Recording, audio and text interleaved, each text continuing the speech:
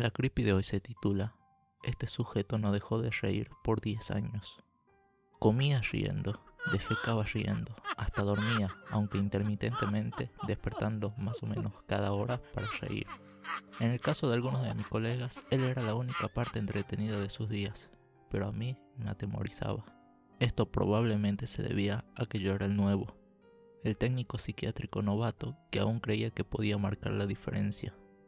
La mayoría de los técnicos psiquiátricos perdían su barómetro de compasión después de un tiempo, y al final, un paciente que pasa cada minuto del día riendo ya no es un perturbador porque te parece inofensivo. También me aterraba porque por alguna razón inexplicable había algo que me parecía familiar en él. Hasta este día, mi familia aún no entiende exactamente de qué trata mi rol como técnico psiquiátrico. Es simple: evitar que los locos se maten unos a otros o a sí mismos. ¿Pero qué es lo que hacía todo el día? Pues a veces me sentaba en una silla observando a algunos desquiciados pasar recostados en la cama de una habitación pequeña, y si se agitaban le pondría seguro a la puerta. A veces dirigía la obra artística y pintábamos o trabajábamos con papel maché. A veces colocaba un video de yoga para la hora de ejercicio, y a veces inmovilizaba psicóticos maniáticos para que mis colegas pudieran colocarles las ataduras y que la enfermera pudiera inyectar los 2 miligramos de lorazepam. Nunca me acostumbré a ello, pero me seguía importando, y es por esa razón que solo duré un año. El hombre riente me sacó a risas de ese pabellón de casos agudos. Permítanme explicar esto.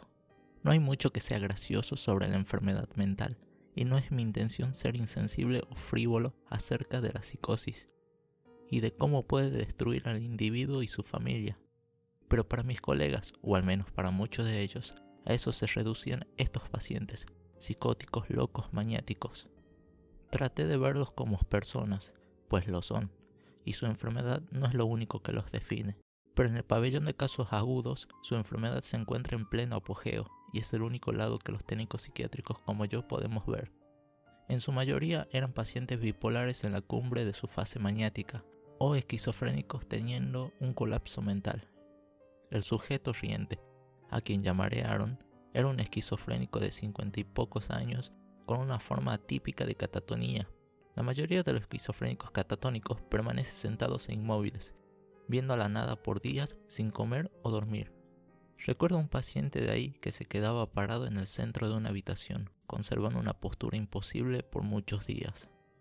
Cuando su catatonía subsidía, el paciente explicaba que, durante esos momentos de parálisis, creía plenamente que el mundo iba a terminar si se movía. Pero en el caso de Aaron, según me explicó su psiquiatra, algunos catatónicos no se quedan inmóviles, sino que perpetúan movimientos o acciones repetitivas y sin propósito. Y la expresión catatónica de Aaron era reírse sin parar. Aaron había estado entrando y saliendo del pabellón psiquiátrico por años, alternando entre hospital psiquiátrico estatal y hospital local, pues había algunas estipulaciones legales que no le permitían quedarse a largo plazo en un solo centro. Más adelante descubrí que se debía a que ningún centro podía aguantar sus risas por más de unos meses. Cuando empecé mi trabajo, Aaron ya había pasado en ese pabellón psiquiátrico por más de 3 meses, pero según los técnicos psiquiátricos más veteranos, se había estado riendo de esa forma por 10 años. Como mencioné, a la mayoría de los técnicos psiquiátricos le parecía entretenido, y más de una vez vi a uno que otro técnico poniendo su brazo alrededor de Aaron, riéndose con él, burlándose de la manera en que su risa aguda, casi chirriante, agotaba nerviosamente cualquier otra conversación en la habitación. Pero Aaron no les hacía caso cuando hacían eso. Sus ojos miraban directamente a través de cualquiera que lo viera, y no dejaba de dar vueltas cuando un técnico trataba de agarrarlo, como si hubiese un motor dentro de él que nunca se apagara. Se pasaba todo el día dando vueltas de esa forma, y para hacer que comiera teníamos que caminar a su lado, colocando pedacitos de comida en su boca mientras andábamos. Le agendábamos pausas para ir al baño cada hora para que no tuviéramos que cambiar su ropa, y eso funcionaba la mitad de las veces. En todo momento se reía con su risa frenética y penetrante. Me gratinaba los oídos. Apenas una semana después de haber llegado ahí, me angustiaba tener que subir al elevador y ser recibido por su risa incesante mientras entraba a ese pabellón psiquiátrico abismal. Aaron no fue el paciente más atemorizante que tuve durante ese año, pero quizá fue el más extraño, incluso el más trágico y ciertamente el más personal. Tenía entendido que la mayoría de los catatónicos cultivaban una esquizofrenia degenerativa hasta que simplemente colapsaban, pero me mataba ver que ese sujeto simplemente se había comenzado a reír y nadie sabía por qué. Antes de que renunciara, le pregunté a casi todos sobre la historia de Aaron y nadie la conocía.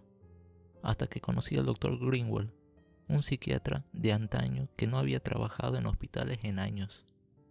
Había oído anécdotas acerca de ese doctor y por lo que pude deducir, el Dr. Greenwald probablemente fue mi inspiración más grande para convertirme en un especialista de la salud y, hasta este día, aún recuerdo la compasión que le demostraba a sus pacientes. Las enfermeras más viejas lo amaban y cuando descubrieron que se iba a tomar un descanso de la clínica privada para hacer rondas ocasionales en el pabellón de casos agudos, todos estaban emocionados. Conocer al Dr. Greenwald incluso superó mis expectativas y admiro cómo valoraba cada interacción, preocupándose genuinamente por cada persona frente a él, hasta los técnicos psiquiátricos insignificantes como yo.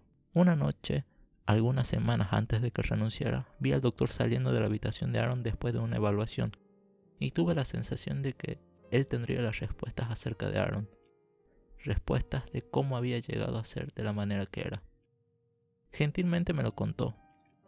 Hay muchas cosas que he visto en mi carrera de medicina que no tienen mucho sentido, muchas cosas que me incomodan hasta el día presente. La situación de Aaron es otro caso más de este apartado. Nunca olvidaré su historia. La primera vez que el Dr. Greenwald conoció a Aaron en el hospital, reconoció unas cuantas cosas. Aaron era un sujeto afable y cariñoso, el cual, como era de esperar, amaba reír y hacer reír a los demás. El doctor recordaba cómo Aaron cautivaba a las audiencias, contando las historias más hilarantes que inducían un tumulto de risas en la habitación entera. No tuvo una vida fácil, pero sobrellevaba bien sus penas, riéndose fácilmente de las ironías de las vidas, grandes y pequeñas. El doctor no estaba al tanto de ningún historial psiquiátrico previo, pero Aaron se casó con una mujer hermosa que había sufrido de depresión y ansiedad toda su vida. Dado que Aaron tenía un deseo tan grande por ayudar a las personas que lo necesitaban, estos sentimientos lo atrajeron hacia su esposa. Aaron quería repararla, y fue a través de ello que se enamoró. Ella se embarazó rápidamente después de que se casaron, y más adelante dio a luz a un varón sano. Su enfermedad mental empeoró después del nacimiento, creyéndose que era depresión postparto, y Aaron casi se obsesionó con el estudio de la psicopatología. A pesar de sus esfuerzos por repararla, su condición deterioró, desarrollando psicosis postparto y comenzó a escuchar voces que le incitaban a actos violentos. Todo cambió cuando Aaron descubrió que su esposa había asesinado a su hijo infante. No lo asfixió ni lo ahogó, sino que se lo comió. Al enterarse de esto, Aaron comenzó a reír y nunca dejó de hacerlo. Después de que el doctor terminara la historia, yo me quedé sentado, atónito, pero no en silencio, pues la risa estridente de Aaron emanaba desde su habitación. El doctor se quedó sentado conmigo y capté un destello de emoción en su rostro. ¿No es extraño?, dije finalmente, que de súbito se haya roto completamente. Pensé que la mayoría de los catatónicos tenían un largo historial de esquizofrenia o algo así. Me sentí como un idiota apenas esas palabras abandonaron mis labios. Ciertamente, Aaron tuvo que haber tenido algún trastorno mental para haber sido un paciente del Dr. Greenwald. El doctor me rió como un abuelo amoroso. Algunas cosas son demasiado como para que la mente humana las soporte. Supuse que era algo tan trágico que podría destruir a casi cualquiera. ¿Cuál fue el diagnóstico cuando lo conoció, señor? Él me miró con extrañeza. ¿A qué te refieres? Cuando lo conoció, ¿por qué lo estaba tratando? Hijo, él no era mi paciente. Aaron fue un técnico psiquiátrico de aquí. Trabajé con él por años. Yo estuve aquí el día que internaron a su esposa, atada a una camilla, con la sangre del bebé cubriendo su rostro y vestimenta. Se encontraba completamente psicótica, incontrolable. Aaron también estaba de turno ese día. Me le quedé viendo embobado, boquiabierto, y lo único que logré pillar fue un ¿qué? Desconcertado. El doctor suspiró con pesadez.